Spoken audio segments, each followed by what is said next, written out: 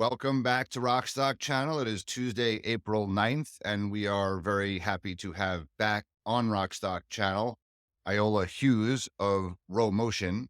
We interviewed you, I don't know how many months ago, maybe 6 months ago, and Rodney has articulated his view that he has been outlier bullish on battery storage, and a lot of that bullishness, I think, comes from reading your great research, Iola. So you have recently been, I guess, have a new title, same job as the head of research at Rho Motion. I participated in a webinar you did, I don't know, 2 months ago or so with your outlook for this year.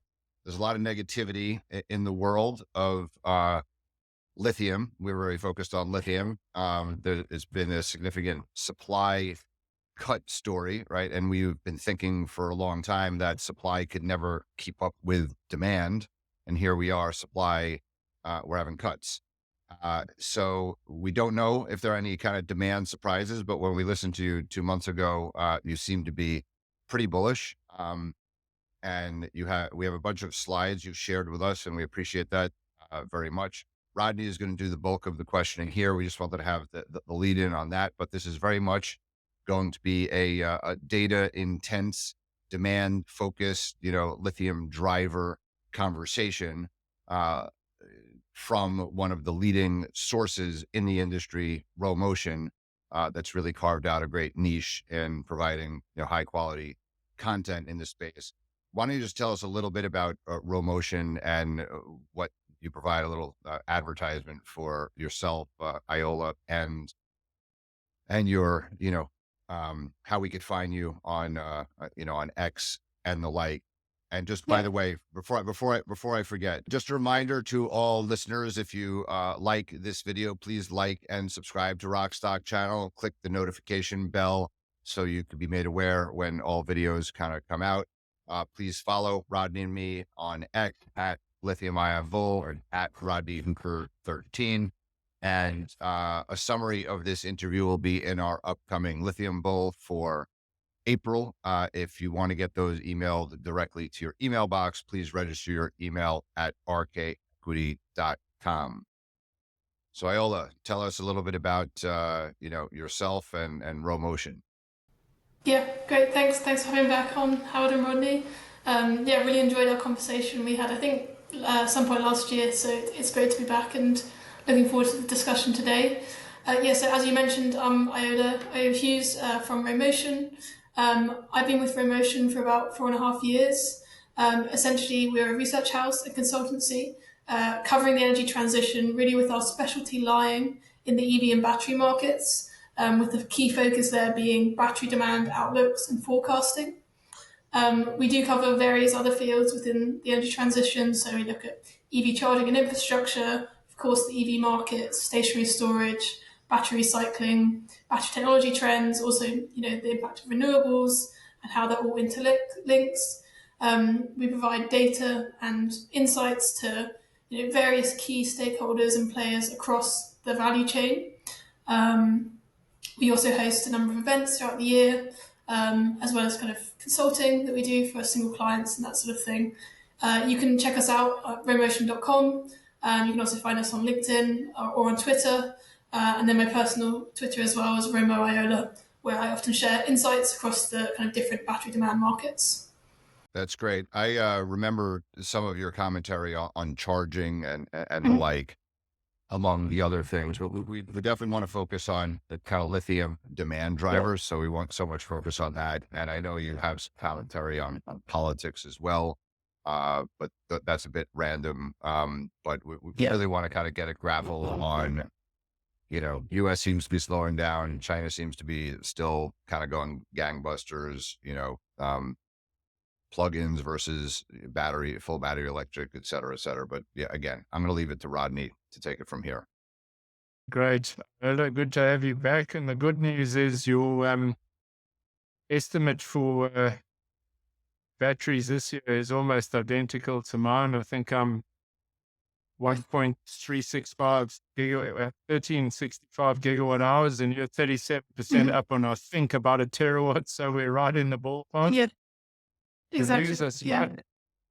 The views are slightly different on where and when your China EV numbers are a bit higher than mine, and I've got rest of world. But you're getting a lot of press, and I'm not sure it's false press, but it seems the EV thematic has swung back to China. If you remember, in 2021, Europe almost sold more EVs than China, and now China's nearly 2.5, 3 times. So if you can just give us a sense on your thoughts. You've got a good slide. We'll put up, what the change was in 2023 in penetration. And there were a couple of markets in Europe that were down, which is rare.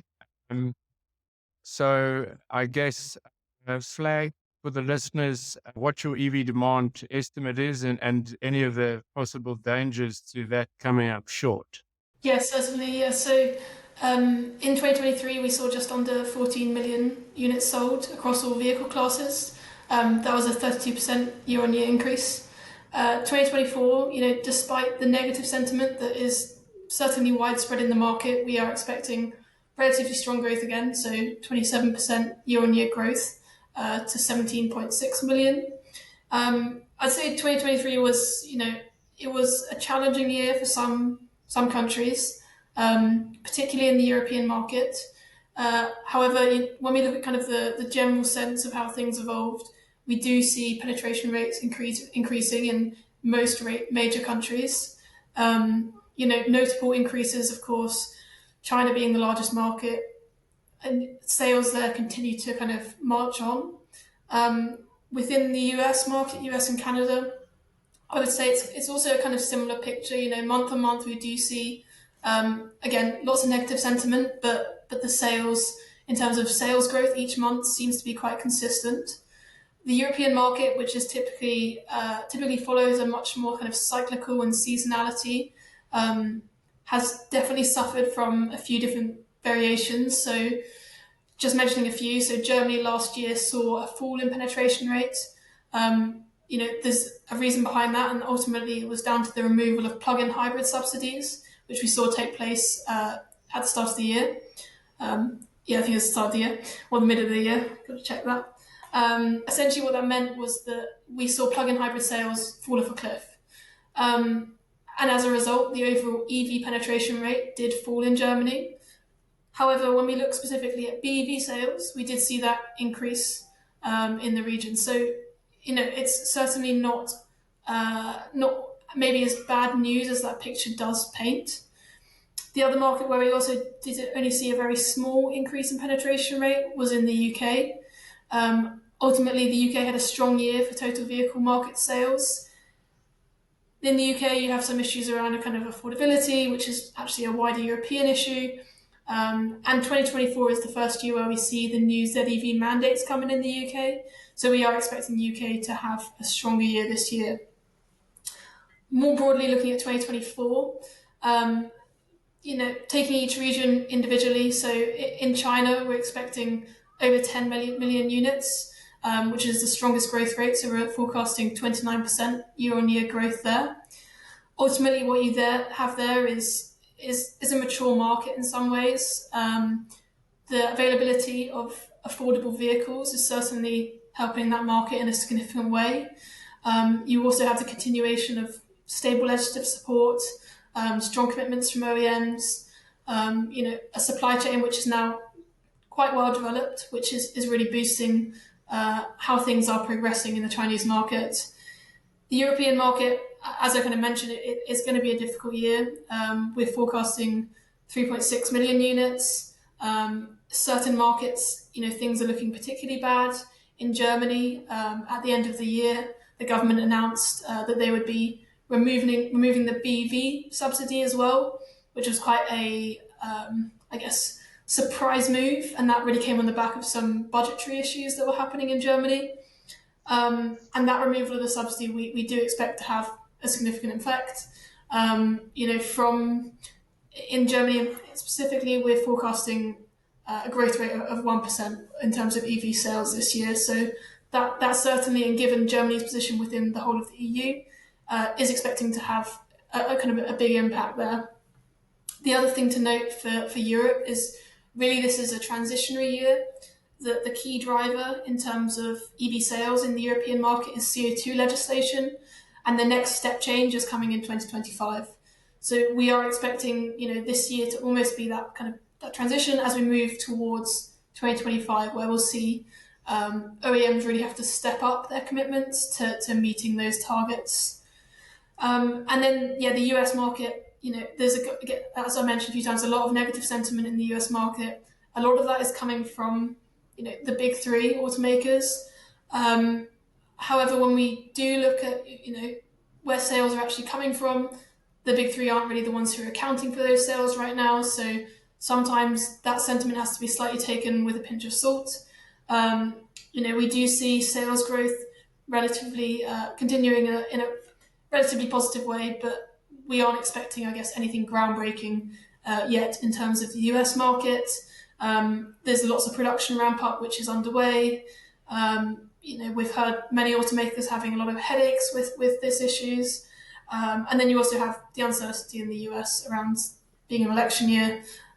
So you could almost say it's a bit of a transitionary year for the US as well as we progress to 2025, 2026, where we'll start to see more impact of things like production facilities coming online, EPA emission standards ramping up, and that's when we'll really start to see demand taking off.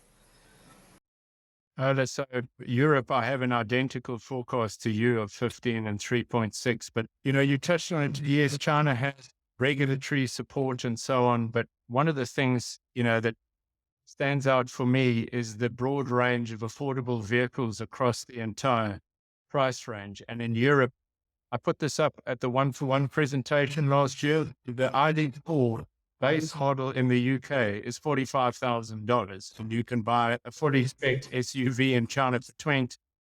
So, one of the ways to solve that, of course, is to allow Chinese exports into Europe, but that seems to be a problem. So, when are we going to see a broad, affordable range? Yeah, I mean, I would say it's probably one of the biggest issues in the European market right now is the affordable vehicle issue. So the European market, much more than the US market, when you look at the kind of distribution of best-selling ICE vehicles, there's a huge amount of them which fall under that €30,000 mark. So of the top 10 best-selling models, 8 of them are under $30,000, under €30,000. So really, that is reflective of what individuals or what customers in Europe are looking for. We've got a few announcements of vehicles coming through. So you've got the likes of the Citroen EC3, which goes for €23,000.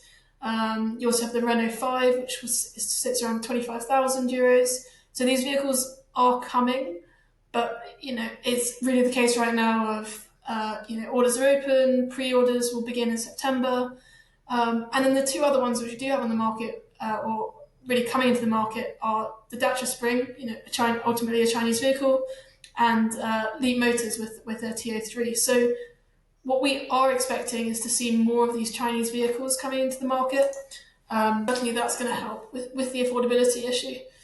On the other side of that, you do have the EU Parliament, looking to essentially launching a probe into Chinese-made vehicles, whether there's been unfair government support given to these vehicles. That's currently ongoing, and we can expect some announcement in terms of tariffs or kind of anything put against those vehicles later this year.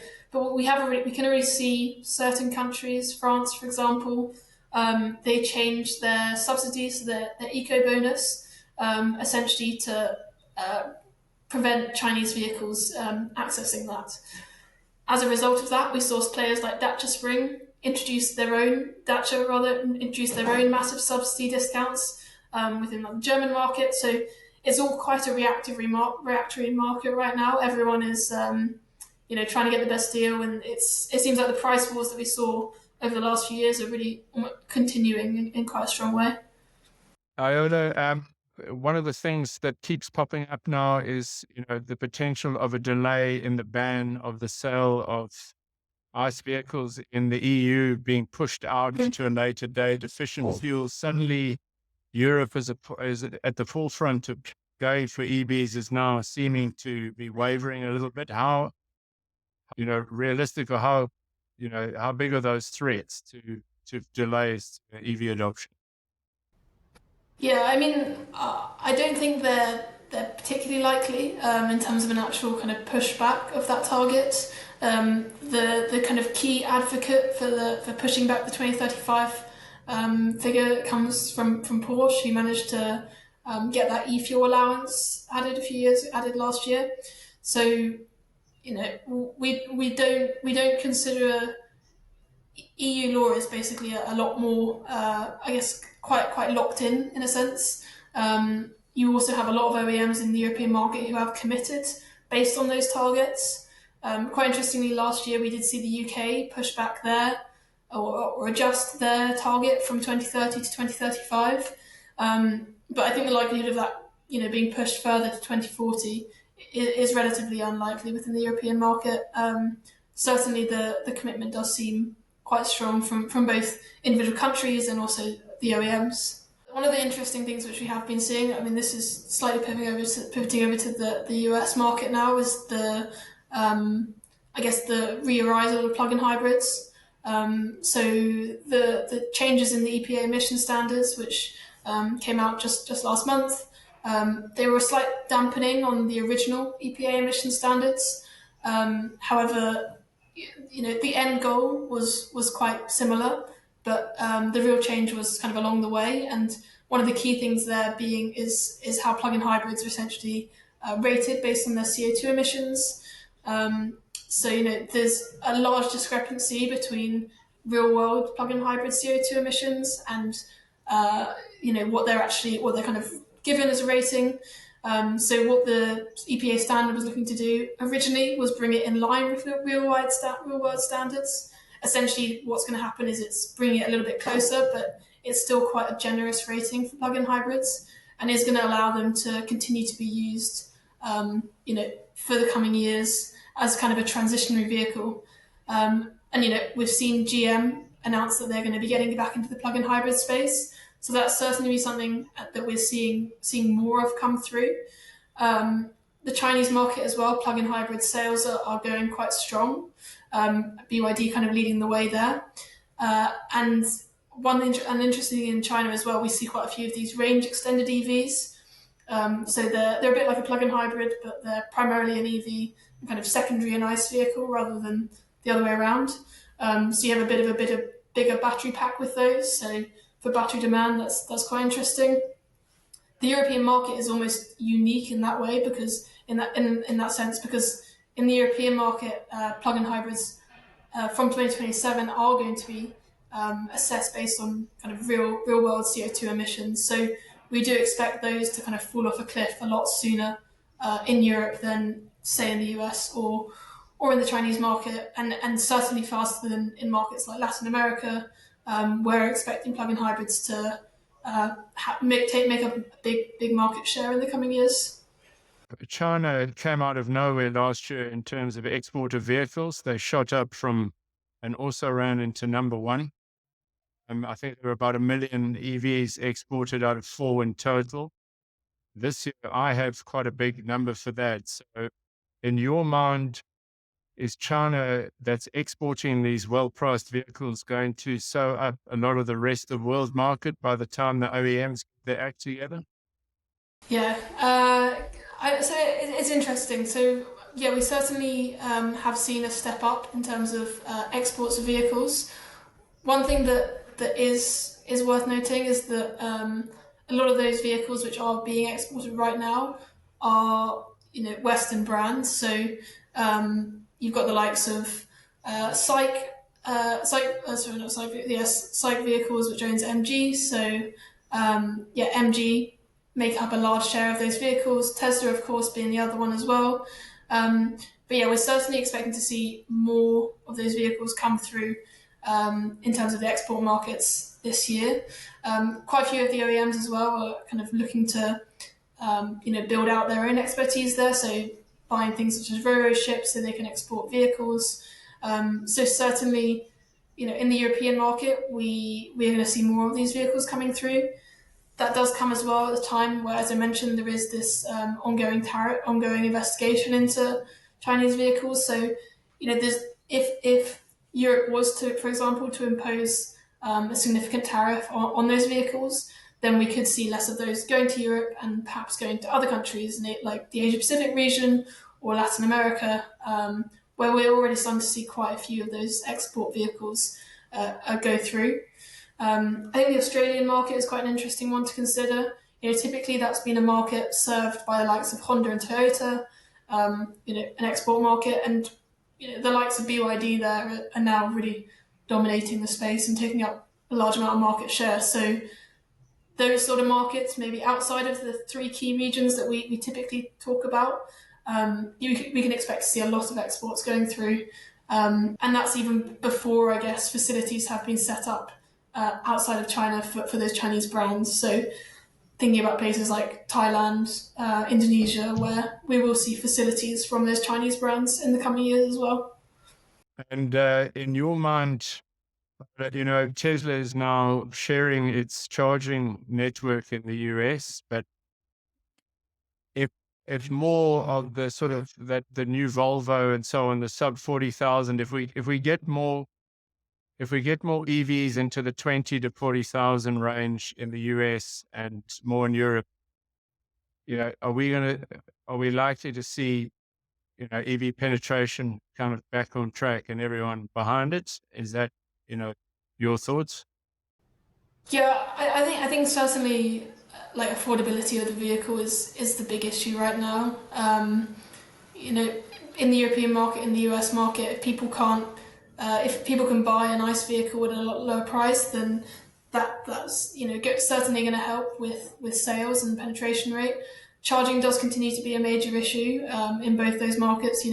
Tesla opening up their network does help the picture, but it doesn't solve things. There's still a long way to go.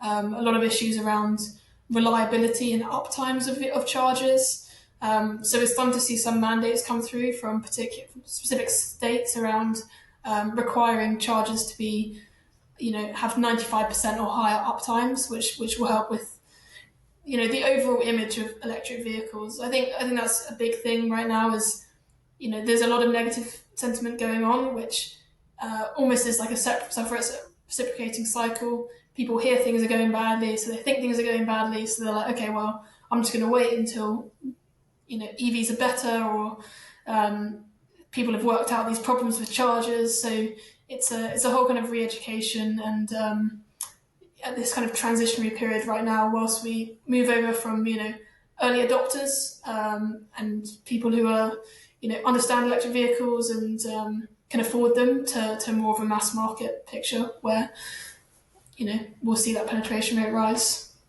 And if we can move on to battery chemistries, you've got a slide there in terms of LFP, mostly China for now. How's that? I have seen some press about some of the automakers looking now more seriously at LFP. How do you see that balance between that and mid and high nickel and LMFP? We saw LFP chemistry share end the year just below 40%. So, over the last few years, that really has seen impressive gains. In terms of where that growth comes from or is coming from right now, majority of that is a China story. So in China, LFP share is close to 65%. The dominance of players like BYD, where every single one of their vehicles is LFP, is certainly having a large impact on that. Outside of the Chinese market, the story is less clear. So LFP share outside of China sits at 13%. And that is a share which has increased in recent years, and ultimately that comes down to exports. So in the US market, ultimately we're looking at is Tesla, and in the European market, you're also ultimately looking at Tesla, with the exception of kind of a few BYD exports, a few other models which have been fitted with it. So particularly in the US, where Tesla still does dominate that market so much. Changes in chemistry choice by them really have the potential to swing things quite significantly in terms of that chemistry share split. So a kind of key one with that is, if we do see Tesla using the M3P, the LMFP cell, if they shift over to that completely, then we would see quite a significant shift in kind of battery chemistry share in the US market as a result of that. But the picture right now is NCM and NCA chemistries are still dominating in the European or kind of outside of China, and what that comes down to ultimately is cell capacity outside of China. There basically is no LFP. And the players that are supplying to the US market, to the European market, typically your Korean and Japanese manufacturers, don't yet have LFP capacity. But that is going to change in the coming years. So when we kind of consider the traditional battery manufacturers outside of China, your likes of SK, Samsung, LG, Panasonic, certainly Panasonic kind of being the exception. The others have all announced LFP plans, production facilities in the US, either Korean market and European market. So the US market is quite interesting. So probably the leading one there in terms of announcing LFP capacity would be LG. So they announced 16 gigawatt hour facility. Quite interestingly, they're saying that it's going to be for the storage market. So we are expecting, at least initially, a lot of this LFP capacities that will come online to be more directed towards stationary storage. That partly comes down to the shorter qualification timelines you do have for storage compared to electric vehicles. And then the other kind of big element of this LFP story is these kind of new startup players that are emerging in the US market. There really are a growing number of them now, and I think there's a few lists on this slide. That's by no means a comprehensive list. There's many players who are looking to get into this market. Again, a lot of those players are looking, at least initially, into the storage space, but certainly with plans longer term to get onto the EV side as well. And then, the only other thing to mention, I guess, is we've seen in recent weeks, even the announcements between CATL and GM, and also the announcement previously with CATL and Ford. There's been a lot of, I guess, questions around that, whether it's going to be allowed or whether it's going to happen. I think the fact that now GM are also vying for this relationship means that it's more likely than when it was just Ford and CATL.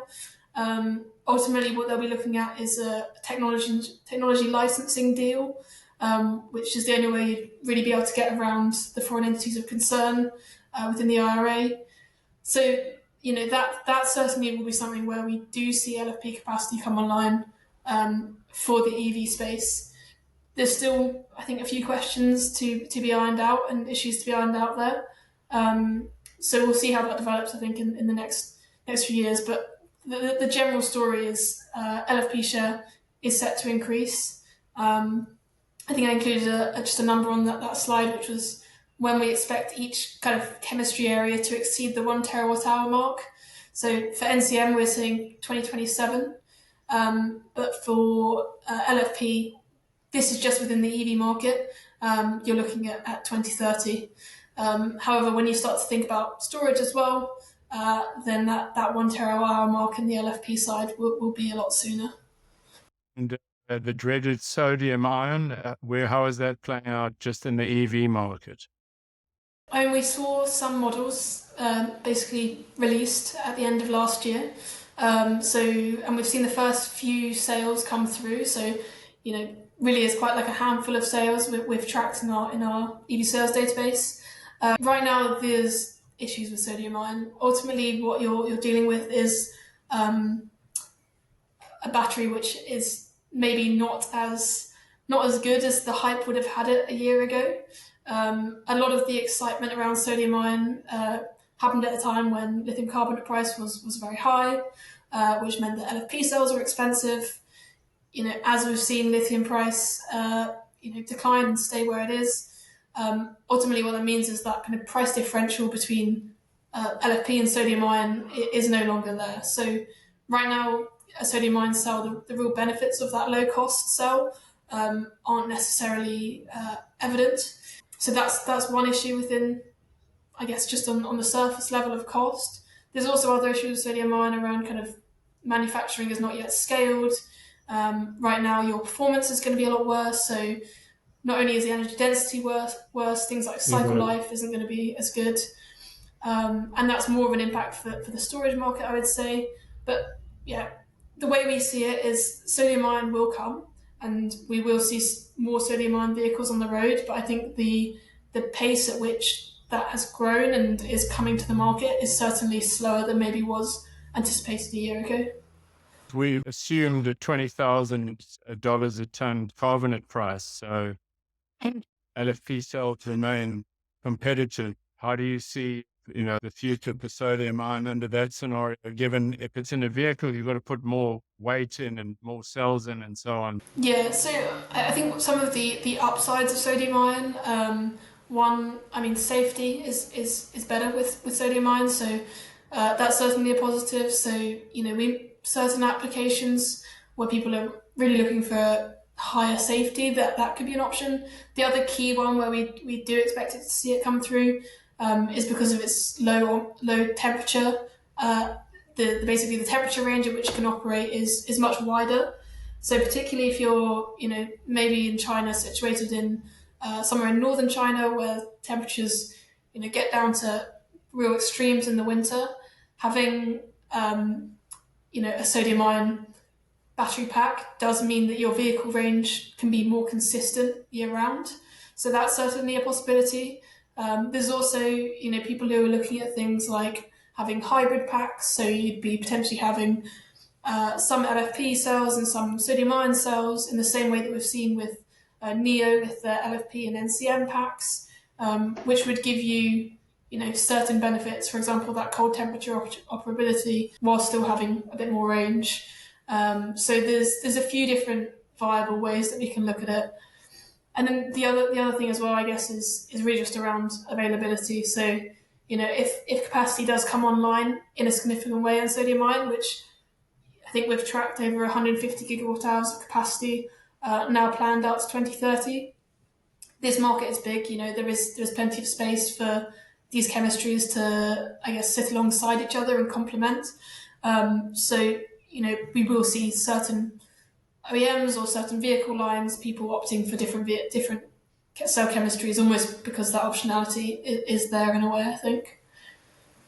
And now if we can move on to my favorite topic, the battery energy storage. It looks like there were good numbers last year, and this year, again, good numbers forecast. I saw an enormous addition of renewables into China last year. I saw a quote that said the addition in 1 year was bigger than the entire renewables industry in the US. So it looks like China is trying to lower carbon emissions. How are you? I say, is it 48% for this year growth? Give us a rundown and any changes in policy and, to drive. Yeah, certainly. Yeah, I mean, I think we've spoken about it a number of times how I guess how impressive the growth has been in this market over recent years. You're obviously coming from a much lower base than the EV side, but this market really has been close to doubling for the last few years. For 2024, we're expecting that 50% growth rate to just under 200 gigawatt hours. In terms of where that growth is coming from, a lot of that is China and a lot of that is on the grid market. But we are expecting a good year for both the US and for the European market this year, which I think is going to be interesting to see. It's really going from strength to strength as we see more renewables roll out. We see more markets open up for storage. So that's certainly driving things along nicely. One thing that I would say is, it could be growing a lot faster. So we have a database which tracks essentially the grid storage projects globally. And when we look at our kind of pipeline for 2024, we have 220 gigawatt hours, which is due to come online this year, just on the grid market. However, we actually only expect around, I think it's on the grid side, around 150 gigawatt hours of this to actually come online. So there are a number of issues in the market, from things like project delays, still issues with kind of high voltage equipment, where a lot of those supply chains aren't progressing nicely. In China, you have some issues around the profitability of storage systems or storage projects. So there's quite a few things which are still working to be ironed out, which are causing markets to have delays. Interconnection queues, another big one. So there's challenges certainly, but the market is still progressing nicely, and battery demand is certainly picking up. And tell me, with Tesla EV cells, shall we say, cooling for this year and left off ramping, is there a possibility that Tesla could have a big year on the energy storage side?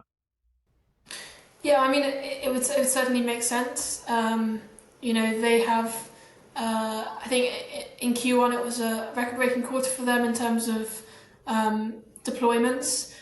Certainly throughout the rest of this year, we are going to see more coming through from Tesla. They Lathrop facility should be getting up towards full capacity later this year, so that 40 gigawatt hours is certainly going to make a big difference. Then you also have Tesla's Megapack facility in Shanghai, which I believe construction started now, so towards the end of this year we'll probably see that come online, which is again going to be a big kind of pickup there.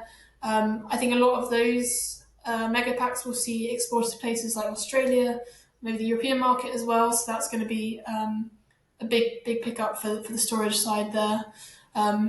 But yeah, certainly it seems to be the case that maybe that's a bit of a silver lining for Tesla this year, is the storage business. And I see LFP creeping up in market share. How do you see that going forward from this year?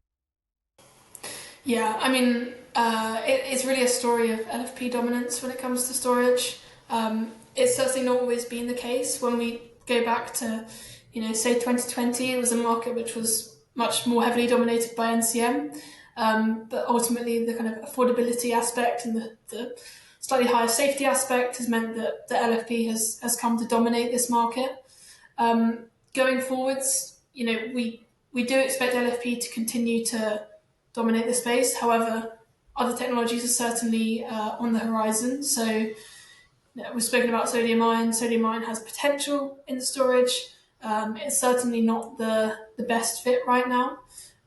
We're also seeing quite a lot of movement in the flow battery space. Again, there's some issues there because LFP is getting so good for storage that it's becoming harder to compete with it. We're seeing so many dedicated LFP cell capacity coming online, which is really supporting this growth. And then the other key thing is we're seeing so many cell manufacturers really looking to design cells which are optimized for storage, which is making a big difference now as well. Looking at the form factors here, are you looking at now a sort of 500 amp hours possibly and bigger, and that going into the 4 to 8 hour storage market? Yeah, exactly. So you're starting to see, we've actually seen one which is over the 1,000 amp hour mark. So they're really getting quite ridiculously big now. So yeah, ultimately what this means is, you're looking at higher volumetric energy density, which means you've got this reduced cost, which means that ultimately it's more viable to have a longer duration system. Quite interestingly, if LFP cells start to take up that longer duration, 4 to 8 hour, 10 hour even area, that's typically the space where flow batteries have been seen as sitting. So we are seeing almost that LFP share creeping into what could have potentially been a market for a different chemistry. And the cycle life is also improving on these. Yeah, definitely. Where so we actually now, I think we're over 10,000 or. Yeah, exactly. So some of these players are saying cycle life up to 12,000 cycles, where if you're cycling your system once a day, you could be looking at like 20 years for that. So there's certainly big implications for things like recycling, second life, considering things like even replacement rates for battery storage systems. If they're going to last 20 years, then you won't have to replace them so often. So and then the other key thing as well is ultimately that brings down your lifetime cost, your levelized cost. So it all makes it more affordable, and it's going to mean that we're going to see more of them installed. So this is what I want to hear, because I'm an outlier bullish on this. So from your number of around 200 to get to 1 terawatt hour in 2030 is just over 30% compound.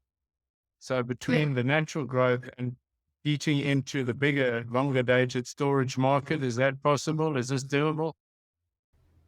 Yeah, I think the upside is strong when it comes to storage. You know, I think there's a good kind of example of it is when we look at the US market. So right now, in terms of where storage is being installed, it comes down to two states. So California and Texas are dominating that market nearly entirely. So the reason that storage is so strong there is because renewables are strong, and also because the market mechanisms exist that make storage viable and profitable. You know, there's 50 other states, so there's a lot of opportunity for for storage just in the US market, and we're seeing more and more markets emerge. So in the European market, we're seeing lots of I guess different countries emerging. Poland, for example, is quite an interesting one. Seeing lots of project tenders there.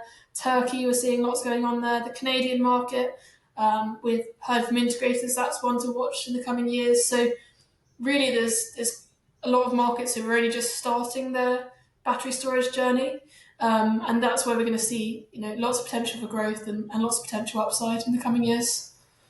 And your views on sodium ion in the storage side of things?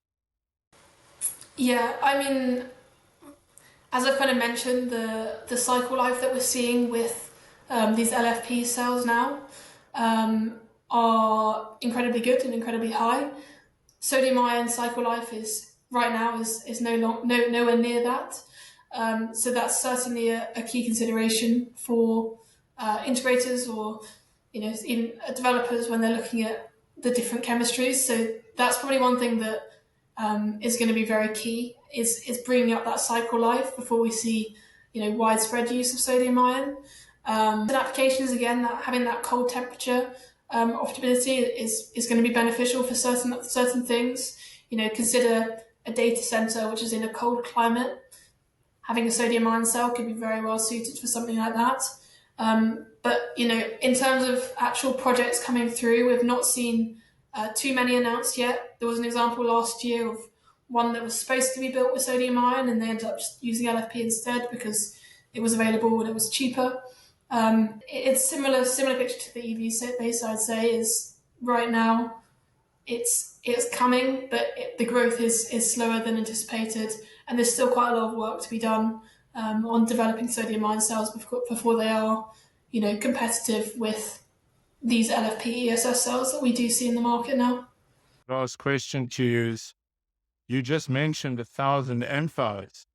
So, I mean, how the LFP or ESS specific cell has evolved. I mean, where are the limits to this thing? It seems like there's phenomenal development potential. Yeah, certainly. Yeah, I mean, the limit, I think, quite an interesting one. I think I was having a conversation with someone, I think it was about a year ago, about what is the optimal kind of single cell capacity. And this is at the point where CTO launched their 280 amp power, and everyone was like, "That what this is crazy, 280 amp hour is ESS, so exciting." And someone said to me, "We'll never go over 300. 300 is why would you want one bigger than that?" And now we're seeing these 1,000 amp hour cells come through. So I mean, it has to stop somewhere. I think ultimately, going bigger and bigger and bigger, you run into issues where if you have a defect, that's then a very expensive defect rather than just replacing a small cell. It's basically replacing your whole pack. So the sesame is an upper limit, but not quite sure how far people are going to push it. But 1,000 amp hours, that's likely to be on a cost and cycle, as you said, on an effective cost, extremely competitive. I mean, dominant. Yeah. Certainly. Okay, great. Thanks very much, Lynn. I thought of a couple of questions while I was listening to that. And So one is there's a lot of negative press in America, in particular, like in the Wall Street Journal, and it's not just anti-EV. It's like our electricity grid, right, is just Mhm. decrepit, right? And as a competitor to or outside of EVs, AI, right, is a big topic that will consume a lot of electricity. Mhm. And then also cryptocurrencies and like Bitcoin mining and like, so that there are other demands on our grid in America. Have you thought about this at all? AI, cryptocurrencies as a competing demand, and what does that mean? Because the argument that the Wall Street Journal is making is that we're going to need more natural gas plants. We're going to need more coal plants to produce Mhm. this electricity because, solar, wind, and batteries just can't keep up. Yeah, I mean, it's certainly something that we do consider. I think spoken a lot today about kind of our grid market forecasts and what we look at, but within the behind the meter side, certainly kind of data centers is a big consideration. Also things like telecom towers, big user of electricity, particularly in developing countries.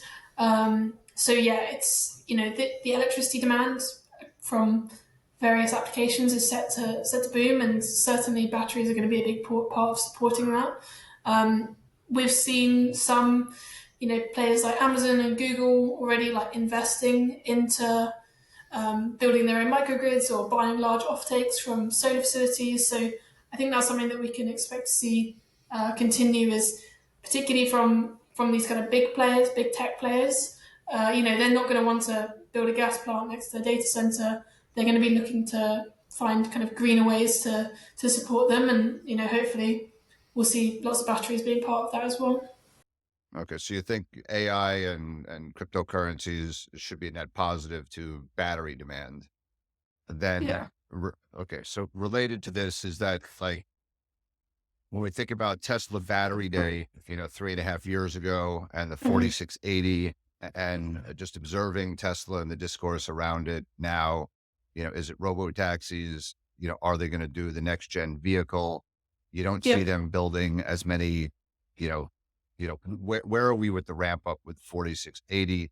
And that was meant to be kind of like the step function. There just definitely seems to be a narrative shift, Mm. um, like toward robots and toward robo taxis, as opposed to, getting to 20 million cars. So if you can comment on, Tesla specifically in that narrative. Yeah, I mean, obviously there was the Wall Street Journal article which suggested or it was Reuters actually, which suggested there was the pause of development of the $25,000 vehicle. I think that's been refuted by a few different sources. So it seems like it's more kind of shift of attention. So ultimately prioritizing developments of the robotaxi because things are going quite well. Um, is the platform that they're going to be developed on is going to be the same, and I think that's always been the plan for that to be the same. So those developments do seem to be operating in a kind of concurrent matter. In terms of 4680, production is ramping up. I think things have been slower than were anticipated, and that is a constraint for things like the Cybertruck. So uh, it ultimately building cells is difficult, and Tesla will know that as much as any other cell manufacturer who's been running into those issues recently. So it just takes time, and that's the major difficulty right now is just getting that cell capacity up and running. Okay, thanks again, Iola.